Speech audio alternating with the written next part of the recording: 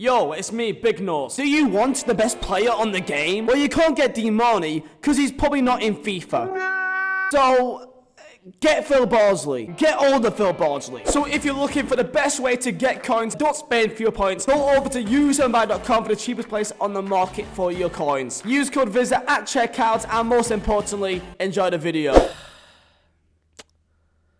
Let's get into it, shall we? The FIFA 21 rant. Now, I must say that this is mainly from a point of view of if you should get this game or not. The game has been out for officially a full month, and that has given me and given everyone else a lot of time to experiment, to maybe wear off that honeymoon period, try out new game modes, and also to see how the rest of the community reacts and changes to this game. A lot of people ask me over on my streams or over on my Twitter, should I get FIFA? What's your thoughts on FIFA? How do you think this and that is about FIFA? And I'll be honest here, man. I'll be straight up with you guys.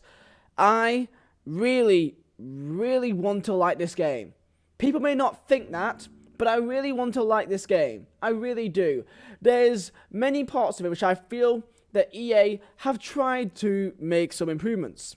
However, there is a borderline issue which will always be there as long as they keep on focusing on it. And that is simply that this game is very competitive. And what that competitive theme, that style of game, keeps on pushing people to be a very competitive player, to play rivals, and to be the best player you can be, to play FUT Champions, and to be the best you can be. Now, there is some exceptions to this, and that is this amazing friendlies, okay? Now, usually, I don't touch friendlies at all. They have King of the Hill and Mystery Ball, and I find that completely useless. However, I will give them credit. This is a fantastic idea. This Silver Lounge, Managerial Masterpiece, RTF Classic, these sorts of specified game modes, which links to a player in objectives, is a fantastic feature. This is for me one of my favorite features of this year, that you can go and play somewhat casual FIFA, get a loss in your record. You can try funky teams, which forces you to try out different requirements, and that you can play the game in a different way. I love that, and you get a reward for it, because if you are, let's say, a casual and you really want to get yourself a, let's see who's an objective, either if it's a Mukulele, or if it's a Koundé, or if it's a Mole, or if it's a Okafor, if you want any of these players, then it's pretty easy. This is very easy. Play with a full Ligue 1 team, which my only negative really is the fact that you can use loans and it doesn't take away any games. So people just use loan Mbappe and icon loans almost every single time if they can, which is a bit annoying. In terms of battles, it's a very typical, format. It's kind of the same thing, and you play 4 teams and then you change your next update and blah blah blah. And my main issue with battles is the fact that I swear my life, this is the most rigged thing in my entire life. It's the most rigged thing, man. The amount of wacky ass teams, amount of weird ass goals that I concede. And hey, maybe it's because I'm bad, maybe it is, but I personally just don't really enjoy playing battles, purely because the amount of BS I see just makes me want to rip my hair out. But hey, if you don't enjoy the competitive aspect of FIFA, this is a good way to kind of chill, relax and play the game, and not be too insanely involved and, delve too deep into the style, which I do respect that. Because, believe it or not every single person plays Division Rivals or plays FUT Champions, so there has to be a market there, and Battles is a good idea. Go through the rankings and, maybe even get to top 200, which is a very exciting thing to think of. The packs you get it's alright, considering you're playing against some AI. So, and then there's Rivals. Absolutely stupid. The reason why is because with Rivals, if you play FUT Champions first, because typically you get your rewards on Thursday, and FUT Champions opens on Friday. So let's say you play all of your games in FUT Champions, but you play no games of Rivals, right? What that does is that, because there's a limit of 30 games, if you just play all your 30 games of FUT Champs and you don't play a single game of Rivals, you get 400 points in Rivals, no matter if you win, lose, draw. So you are guaranteed to get yourself 12,000 points, which 12,000 points will not get you the likes of rank 1 and rank 2, because dependent on what division you're in. If you're in rank 4, rank 5, then you may get a rank 2, but you definitely cannot get higher than rank 2, rank 1 if you're in Div 1, Div 2. And do you know what that means? That means that on Monday to Thursday, you don't have anything to do. Until you get your rewards again, you can't. There's no reason for you to play rivals other than just to test your team, I guess, if you really want to. But you get no additional points, you get no additional anything other than a loss or win on your record. That's all that changes, and I don't know how they've done this and why is this even a thing. And then there's FUT Champions, which look, right, I feel like the community is its worst enemy. I genuinely believe that. I believe that the community is the main reason why most people do not enjoy playing this game. Simply put, yes, EA may do this and that, but based on how the community plays the game, that is the main person you're against. You're not against EA each game, you're against a real-life human being. The best way to explain this game is, if you can't beat them, join them. And that's how I say this game. The issue is a lot of people play with the same players. I did a video yesterday, and it was a video about my top 10 most hated players to face against this FIFA. And that's because those players are the same players you see every single game. If you play one game of champs and you're not facing a Mendy or Varane or Rashford or Dembele or Mbappe or Ronaldo, then you're facing a one-of-a-kind specimen. Like, it's so rare to not face one of these ultra meta players, and that's just what the game is nowadays. It's just using the same sort of players because you know that is what works, and the gap between the normal community players and the meta is so far apart, it's disgusting. I once saw a YouTuber say that apparently, pay to win isn't a big thing this year. I think they're crazy and they're lying to themselves. I've got in my squad this man right here, yes? Look at this. I've got myself a Cristiano Ronaldo, yeah? Now, I am by no means an insane player. I'm typically gold 1, maybe elite if I go for it, but I'm typically not an amazing player.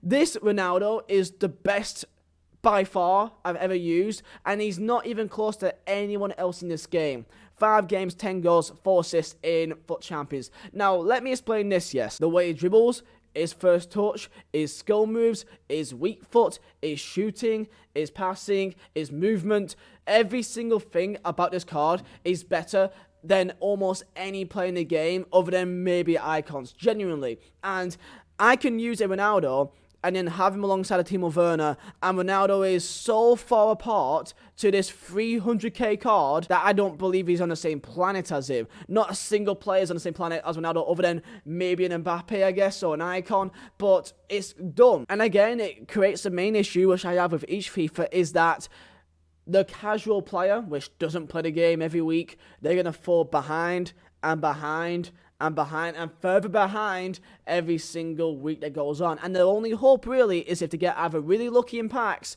or they can grind these objectives. And objectives is the main hope that people have to really make themselves a good team. For example, Mukulele, a fantastic card. I've used him ever since I got him as a centre-back, and he's been a good pull for me. I really enjoy using him, and anyone could have got him by just grinding the game. I like that, and I hope that EA does more of that. But, this is my main but, we're a month in the game. And I'm seeing so many teams with Mbappe's, Ronaldo's, icons, like main icons. I played Reeve the other day, and I faced a guy with Puskas, and also Del Piero, and also Cruyff. Like, it's ridiculous how insane these teams already are, and we're in November.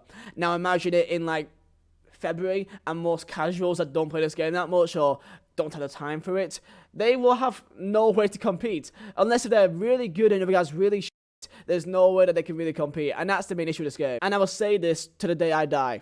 EA has based the entirety of FIFA Ultimate Team to a niche market. It's a niche market. I've said this in many videos, and I will keep saying this because it's still very much true. The competitive scene is a niche market. Most people don't want to play this game competitively. Most people don't. It's a minority. And that's a simple way to say it. Most people, they don't care about these brand new events, like these FGS events and like whatever this is. Like, no one cares. No one wants to be a pro player at all. No one does. You want to know the reason why? It's because the entire game is completely based off RNG mechanics. That if you get a lucky bounce going your way, or if you do a body feint to get the right acceleration to go into this packet of space. The game is simply who can use the game mechanics to the better of its ability. And that's not because you can defend better or pass better. It's just simply how many body feints can you do and how many elasticals. The fact that EA has somehow found a way to link these tokens into watching events for me is pretty scummy. EA gets paid by their sponsors dependent on how many people watch their events. If you got a lot more numbers and viewers, then they get paid more money. They're not doing this because they really want to give back to the community. I mean, Christ, man. If you want to get yourself 5 tokens, which gives you a 100k pack, you've got to wait till the 24th of January. And there's SBCs, and the one main annoyance with EA, please stop with these untradeable cards, man. Please stop. EA, please stop with these untradeable SBCs, because, oh god, like, they tried to release the Libertadores SBC a couple days ago, and the Sudamericana SBC, right? It was here, the leagues. Now, this was honestly embarrassing. I'll be honest, it was embarrassing. Want to know why? Because all of the actual main good packs, actually, they weren't even good packs. There was like one mega pack, and the rest was like a premium mixed players pack. They were all untradeable.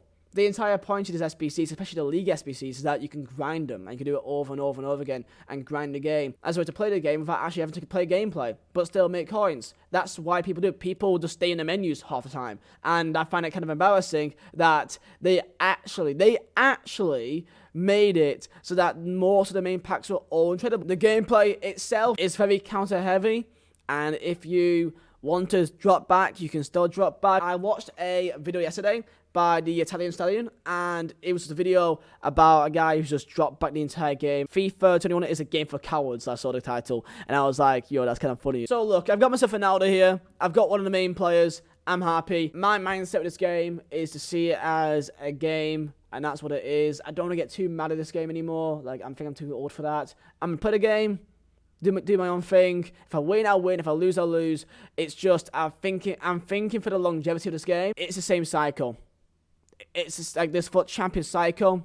We've gone through this like for 3-4 years now, especially for the same thing for 2 years now, since FIFA 19, that Reds were out each week. We need a change. And I think the main thing they should do is to put these promo cards into the red picks. That's just one easy way that will give me more reason to play this game and actually try and want to get elite. I kind of don't see the reasons to get elite other than for my own personal ego, because I don't really see much benefits of me actually getting these packs and red picks. There's only so many times that you can go for, oh, maybe this week's the one, maybe this week's the one, until you just kind of get bored. And I've gone through this for 2 years now. People are now getting bored. So that's one way they can change it, and by putting these promo cards, red picks, that'll make it a lot more worthwhile, I'll say. Even though that people can still play like absolute rats, you ain't going to change the community, and that's actually not EA's fault, I don't think, at times, because I think the community is in itself its worst own enemy. People use the same players, the community uses the same players, the community uses the same tactics, the community uses the same formations, the community plays the same way. It's the community's fault for a lot of our own issues, and that is a simple fact of matter. Of course, the game is glitchy as hell at times, and I love doing videos, just having a laugh at that, but that has been my review about FIFA on FUT. I could do one about career mode, but I'll be honest here, I don't play that much. That's my official FIFA 21 review / rant. If you are having any frustrations with this game, just keep in mind, it's probably to do with the community and not the actual game itself. So, there you go, boys. Thank you for watching. Let me know your thoughts down below in the comments, and I'll see you next time.